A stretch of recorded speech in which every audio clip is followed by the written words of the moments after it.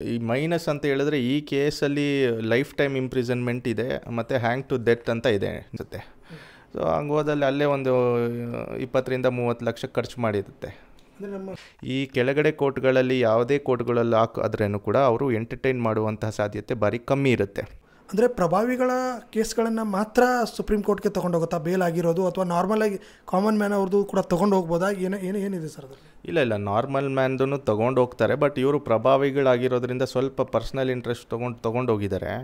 ಮತ್ತು ಇಲ್ಲಿ ಹೈಕೋರ್ಟಲ್ಲಿ bale already ಆಗಿತ್ತು, ಅದನ್ನು ತಿರ್ಗಾ ಸುಪ್ರೀಂ ಕೋರ್ಟಿಗೆ ತೊಗೊಂಡೋಗಿ ಅಲ್ಲಿ ವಕೀಲರನ್ನ ಇಟ್ಟು ಪರ್ಸ್ನಲ್ ಇಂಟ್ರೆಸ್ಟ್ ತೊಗೊಂಡು, ಯಾಕಂದರೆ ಅಲ್ಲಿರೋ ಪ್ರಾಸಿಕ್ಯೂಷನ್ ಏಜೆನ್ಸಿ ಕಡೆಯಿಂದ ಯಾರು ವಕೀಲರು ವಾದ ಮಾಡಿದ್ದಾರೆ ದರ್ಶನ್ನ ವಿರುದ್ಧವಾಗಿ, ಅವರ ಒಂದು ದಿನದ ಫೀಸು 8-15 ಲಕ್ಷ ಆಗುತ್ತೆ. ಒಂದು ದಿನ ಅವರು ಕೋರ್ಟ್ ಒಳಗಡೆ ಹೋಗಿ ಆಚೆ ಬಂದರೆ.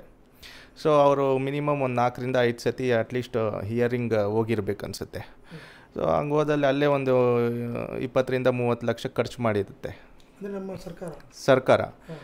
ಸೊ ಅದು ಫೀಸ್ ಇರೋದು ಎಲ್ಲರಿಗೂ ಗೊತ್ತಿರುತ್ತೆ. ಆನ್ಲೈನಲ್ಲಿ ನೀವು ಚೆಕ್ ಮಾಡಿದ್ರೆ ಯಾರು ಅವ್ರ ಪರವಾಗಿ ಅಲ್ಲಿ ಆರ್ಗ್ಯೂ ಮಾಡಿ ರಿಜೆಕ್ಟ್ ಮಾಡಿಸಿರ್ತಾರೆ, ಅವ್ರ ಫೀಸ್ ನೀವು ಚೆಕ್ ಮಾಡಿದ್ರೆ ಒಂದು ದಿನದ ಫೀಸು ಆನ್ಲೈನಲ್ಲಿ ನಿಮ್ಗೆ ಅವೈಲಬಿಲಿಟಿ ಇರುತ್ತೆ, ಬೇಕಾದ್ರೆ ಚೆಕ್ ಮಾಡಿ ನೋಡ್ಬೋದು. ಸೊ ಅಷ್ಟೆಲ್ಲ ಖರ್ಚು ಮಾಡಿ ದರ್ಶನ್ ಅವರ ಬೇಲು ರಿಜೆಕ್ಟ್ ಮಾಡುವಂಥ ಅವಶ್ಯಕತೆ ಏನಿತ್ತು ಅಂತ ನಮ್ಗೆ ಗೊತ್ತಿಲ್ಲ. Point number 1. ಹಂಗೆ ಅಷ್ಟೇ ಇವರು ಏನು ಕನ್ಸರ್ನ್ ತೊಗೊಂಡು ಸೊಸೈಟಿ ವೆಲ್ಫೇರ್ ನೋಡೋದಾಗಿದ್ದರೆ ಅದೇ ದುಡ್ಡನ್ನ ಇವರು ವಿಕ್ಟಿಮ್ ಫ್ಯಾಮ್ಲಿ ಯಾರಿದ್ದಾರೆ, ಡಿಸೀಸ್ಡ್ ಫ್ಯಾಮ್ಲಿ ಇದ್ದಾರಲ್ಲ, ರೇಣುಕಾ ಸ್ವಾಮಿ ಫ್ಯಾಮ್ಲಿ ಕೊಡ್ಬೋದಾಗಿತ್ತು. ಅವರು ಈಗಾಗಲೇ ನಮಗೆ ಸರ್ಕಾರದ ಕೆಲಸ ಬೇಕು ಅಂತ ಹೇಳ್ಬಿಟ್ಟು ಅರ್ಜಿನ ಸಲ್ಲಿಸ್ಕೊಂಡಿದ್ರು, ಅದನ್ನು ಕೂಡ ರಿಜೆಕ್ಟ್ ಮಾಡಿದೆ ಅಂತ ನಮಗೆ ಮಾಹಿತಿ ಬಂದಿದೆ. ಸೊ ಇವೆಲ್ಲ ಮಾಡೋ ಬದಲು ಅದೇ ದುಡ್ಡನ್ನು ಅವ್ರು ಕೊಟ್ಟು ಹೆಲ್ಪ್ ಮಾಡ್ಬೋದಾಗಿತ್ತು, ಬಟ್ ಮಾಡಿಲ್ಲ. ಅವರು ಪರ್ಸ್ನಲ್ ಇಂಟ್ರೆಸ್ಟ್ ತೊಗೊಂಡು ಸುಪ್ರೀಂ ಕೋರ್ಟ್ಗೆ ಹೋಗಿ ರಿಜೆಕ್ಟ್ ಮಾಡಿಸಿದ್ದಾರೆ. ಎಲ್ಲ ಕೇಸಸಲ್ಲೂ ಈ ಥರ ಆಗಲ್ಲ. ಸುಪ್ರೀಂ ಕೋರ್ಟ್ಗೆ ಹೋದರೂ ಸಹ ಅಲ್ಲಿನೂ ಬೇಲ್ ಆಗಿರುವಂಥ ತುಂಬ ಉದಾಹರಣೆಗಳು ನಮ್ಮಲ್ಲಿದೆ. ಸೊ ಈ ಕೇಸಲ್ಲಿ ಹಿಂಗಾಗಿದೆ. ಇಟ್ ಈಸ್ ವೆರಿ ಅನ್ಫಾರ್ಚುನೇಟ್, ಏನು ಮಾಡೋದಕ್ಕಾಗಲ್ಲ.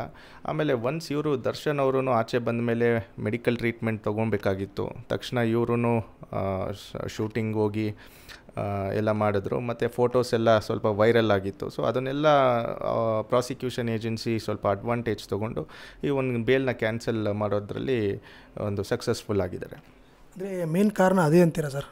ಈ ಥರ ವೈರಲ್ ಆಗಿರೋ ಫೋಟೋಗಳಾಗಿರ್ಬೋದು, ಇಲ್ಲ ಮೆಡಿಕಲ್ ಇದರಿಂದ ಆಗಿರ್ಬೋದು?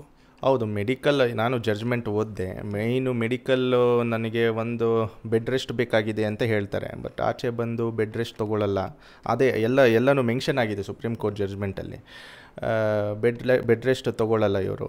ಮತ್ತು ಇನ್ನೊಂದೇನಪ್ಪ ಅಂತ ಹೇಳಿದ್ರೆ, ಕಂಪ್ಲೇನೆಂಟ್ ವಿಟ್ನೆಸ್ ಒಬ್ಬರು ಇದ್ದಾರೆ, ಯಾರೋ ಒಬ್ಬರು ಆ್ಯಕ್ಟರ್ ಇದ್ದಾರೆ, ಅವ್ರ ಜೊತೆಯಲ್ಲಿ ಫಿಲಮ್ ನೋಡೋಕ್ಕೆ ಹೋಗಿರೋದು ಅದನ್ನು ಇನ್ ಪರ್ಟಿಕ್ಯುಲರ್ ಮೆನ್ಷನ್ ಮಾಡಿದ್ದಾರೆ. ಇವರು ಇನ್ನೆಷ್ಟು ಪ್ರಭಾವಿಗಳಾಗಿದ್ದಾರೆ. Complainant witness, one of the witness ಅವರು.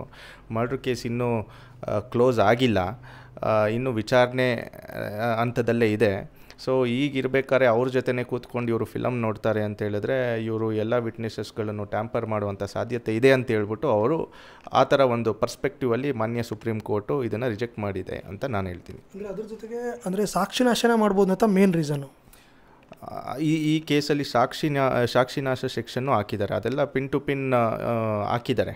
ಸೊ ಇವರು ಫಸ್ಟು ಕೊಲೆ ಮಾಡಿದ್ರು, ಅದಾದ ಮೇಲೆ ಒಂದು 3-4 ಜನಕ್ಕೆ ದುಡ್ಡು ಕೊಟ್ಟರು, 30 ಲಕ್ಷನ ಏನೋ, ಅವರೇ ಹೋಗಿ ಸರೆಂಡರ್ ಆಗಿ ಅಂತ ಹೇಳಿದ್ರು. ಅದೆಲ್ಲ ಮೆನ್ಷನ್ ಆಗಿದೆ ಸುಪ್ರೀಂ ಕೋರ್ಟಲ್ಲಿ. ಬಟ್ ಅದನ್ನೆಲ್ಲ ಡಿನೈ ಯಾಕೆ ಮಾಡಿಲ್ಲ ಇವ್ರ ಕಡೆ ವಕೀಲರು ಅನ್ನೋದು ನಮಗೆ ಸರಿಯಾಗಿ ಮಾಹಿತಿ ಇಲ್ಲ. ಅದೆಲ್ಲ ಕ್ಲೀನಾಗಿ ಡಿನೈ ಮಾಡಿ ಇವರು ಡಿಫೆನ್ಸ್ ತೊಗೊಬೋದಾಗಿತ್ತು. ಮತ್ತು ಅವತ್ತಿನ ದಿನವೂ ಆರ್ಡರ್ಸ್ ಯಾವ ದಿನ ರಿಸರ್ವ್ ಆಗಿತ್ತು, ಇವ್ರ ಕಡೆ ವಕೀಲರು ಹೋಗಿ ನಿಂತ್ಕೊಂಡು ಟೈಮ್ ಕೇಳ್ಬೋದಾಗಿತ್ತು. ಫೋರ್ಫಿಟ್ ಅಂತ ಮಾಡಿಬಿಟ್ಟು immediately the accuse person shall be arrested ಅಂತ ಮಾಡಿದೆ. ಸೊ ಯೂಶ್ವಲಿ ಸುಪ್ರೀಂ ಕೋರ್ಟ್ ಏನು ಮಾಡುತ್ತೆ, ಟೈಮ್ ಕೊಡುತ್ತೆ.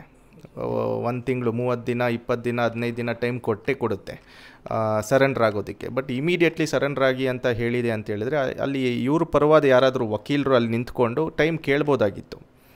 ಆ ಟೈಮಿನ ಒಳಗಾಗಿ ನಾವು ರಿವ್ಯೂ ಪಿಟಿಷನನ್ನು ಹಾಕ್ಬೋದಾಗಿತ್ತು.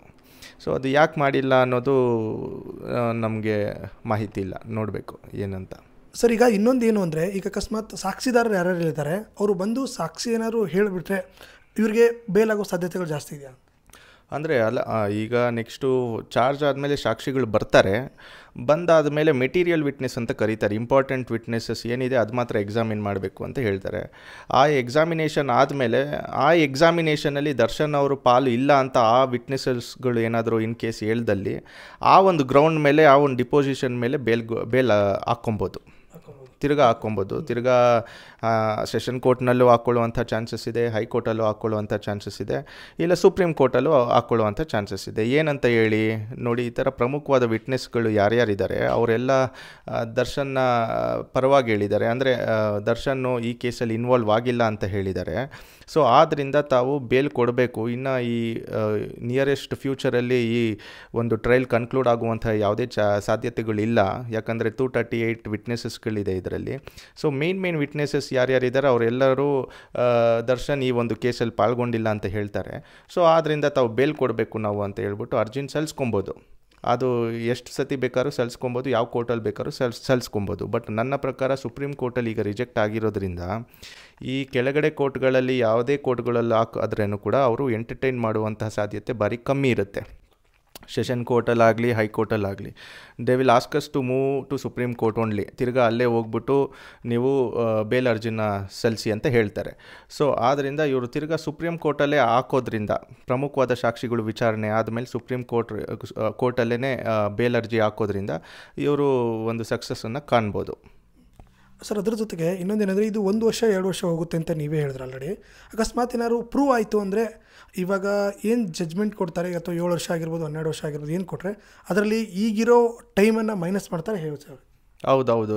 ಈ ಮೈನಸ್ ಅಂತ ಹೇಳಿದ್ರೆ ಈ ಕೇಸಲ್ಲಿ ಲೈಫ್ ಟೈಮ್ ಇಂಪ್ರಿಸನ್ಮೆಂಟ್ ಇದೆ, ಮತ್ತು ಹ್ಯಾಂಗ್ ಟು ಡೆತ್ ಅಂತ ಇದೆ, ನೇಣಿಗೆ ಹಾಕೋ ಪ್ರಾವಿಷನ್ನು ಇದೆ ಈ ಕೇಸಲ್ಲಿ. 302 ಕೇಸ್ ಆಗಿರೋದ್ರಿಂದ ಲೈಫ್ ಟೈಮ್ ಅಲ್ಲೇ ಇರಬೇಕು ಅಂತ ಹೇಳುತ್ತೆ.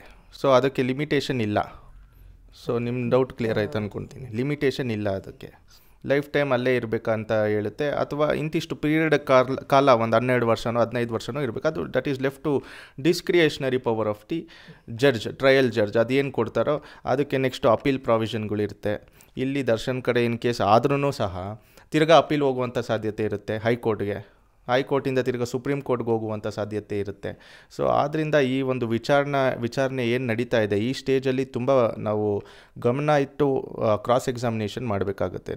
ಈ ಕೇಸು ಮುಂದಿನ ದಿನಗಳಲ್ಲಿ ಯಾವುದೇ ಕೋರ್ಟಿಗೆ ಹೋದ್ರೂ ಸಹ ಆಪೋಸಿಟ್ ಪಾರ್ಟೀಸು ನಾವು ಅಲ್ಲಿ ಗೆಲ್ಲೋ ಒಂದು ಇದರಲ್ಲಿ ನಾವು ಕ್ರಾಸ್ ಎಕ್ಸಾಮಿನೇಷನ್ ಮಾಡಿರಬೇಕು, ತುಂಬ ಸ್ಟ್ರಾಂಗಾಗಿ ಮಾಡಿರಬೇಕು. ಇಲ್ಲ ಅಂತ ಹೇಳಿದ್ರೆ ಕಷ್ಟ ಆಗುತ್ತೆ. ಸೊ ಅದಕ್ಕೆ ಲಿಮಿಟೇಷನ್ ಇಲ್ಲ. ಸೊ ನಿಮ್ಮ ಡೌಟ್ ಕ್ಲಿಯರ್ ಆಯ್ತು ಅಂದ್ಕೊಳ್ತೀನಿ. ಲಿಮಿಟೇಷನ್ ಇಲ್ಲ, ಅದಕ್ಕೆ ಲೈಫ್ ಟೈಮ್ ಅಲ್ಲೇ ಇರಬೇಕಂತ ಹೇಳುತ್ತೆ. ಅಥವಾ ಇಂತಿಷ್ಟು ಪೀರಿಯಡ್ ಕಾಲ ಒಂದು 12 ವರ್ಷನೋ 15 ವರ್ಷನೋ ಇರಬೇಕು. ಅದು that is left to discretionary power of the judge, trial judge. ಅದೇನು ಕೊಡ್ತಾರೋ ಅದಕ್ಕೆ ನೆಕ್ಸ್ಟು ಅಪೀಲ್ ಪ್ರಾವಿಷನ್ಗಳಿರುತ್ತೆ. ಇಲ್ಲಿ ದರ್ಶನ್ ಕಡೆ ಇನ್ ಕೇಸ್ ಆದ್ರೂ ಸಹ ತಿರ್ಗಾ ಅಪೀಲ್ ಹೋಗುವಂಥ ಸಾಧ್ಯತೆ ಇರುತ್ತೆ ಹೈಕೋರ್ಟಿಂದ ತಿರ್ಗಾ ಸುಪ್ರೀಂ ಕೋರ್ಟ್ಗೆ ಹೋಗುವಂಥ ಸಾಧ್ಯತೆ ಇರುತ್ತೆ.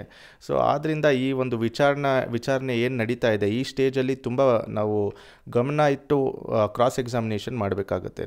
ಈ ಕೇಸು ಮುಂದಿನ ದಿನಗಳಲ್ಲಿ ಯಾವುದೇ ಕೋರ್ಟಿಗೆ ಹೋದ್ರೂ ಸಹ ಆಪೋಸಿಟ್ ಪಾರ್ಟೀಸು ನಾವು ಅಲ್ಲಿ ಗೆಲ್ಲೋ ಒಂದು ಇದರಲ್ಲಿ ನಾವು ಕ್ರಾಸ್ ಎಕ್ಸಾಮಿನೇಷನ್ ಮಾಡಿರಬೇಕು, ತುಂಬ ಸ್ಟ್ರಾಂಗಾಗಿ ಮಾಡಿರಬೇಕು. ಇಲ್ಲ ಅಂತ ಹೇಳಿದ್ರೆ ಕಷ್ಟ ಆಗುತ್ತೆ. ಓಕೆ ಸರ್, ಇಷ್ಟೊತ್ತು ನಮಗೆ ಕಾನೂನಿನ ಮಾಹಿತಿಗಳು ದರ್ಶನ್ ಅವ್ರ ಕೇಸಲ್ಲಿ ಏನೇನಾಗುತ್ತೆ ಅಂತ ಎಲ್ಲ ತಿಳಿಸ್ಕೊಟ್ರಿ. ಧನ್ಯವಾದ ನಿಮಗೆ. ಸ್ನೇಹಿತರೆ, ನೋಡಿದ್ರಲ್ಲ ಇಷ್ಟೊತ್ತು ಮಾಹಿತಿ. ಮತ್ತೇನಾದ್ರು ಅಪ್ಡೇಟ್ ಬಂದರೆ ನಿಮಗೆ ತಿಳಿಸ್ಕೊಡ್ತೀವಿ. ನಮಸ್ಕಾರ.